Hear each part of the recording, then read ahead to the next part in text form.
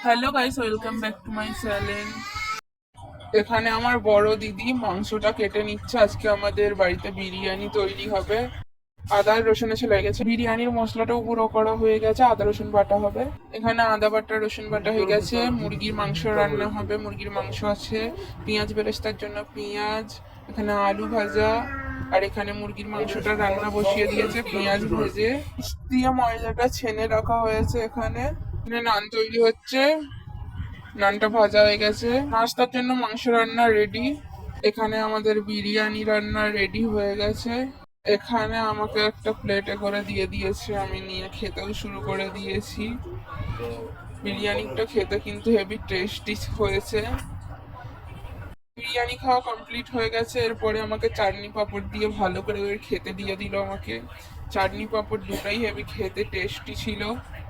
চাটনি পাঁপড় খাবার পরে আমাকে আবার প্লেটে দই দিয়ে দিয়েছে, আমি দইটা খাওয়া শুরু করে দিয়েছি। আমাকে 3 রকমের মিষ্টি দিয়েছে, মিষ্টিগুলো এবার ট্রাই করব। এই মিষ্টিটা খেতে হেভি টেস্টি। এটা ছানার মিষ্টি, এটাও ছানার মিষ্টি ছিল।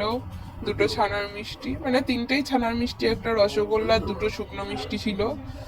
রসগোল্লার ভিতরে একটু মালাই দেওয়া ছিল, খেতে ভালো ছিল। রসগোল্লাটা টেস্টি ছিল, মালাইটা লাল ছিল, কেশর ছিল রসগোল্লার মধ্যে। এখানে আমি জোয়ান দিয়ে খাওয়া ফিনিশ করলাম। টাটা সবাইকে।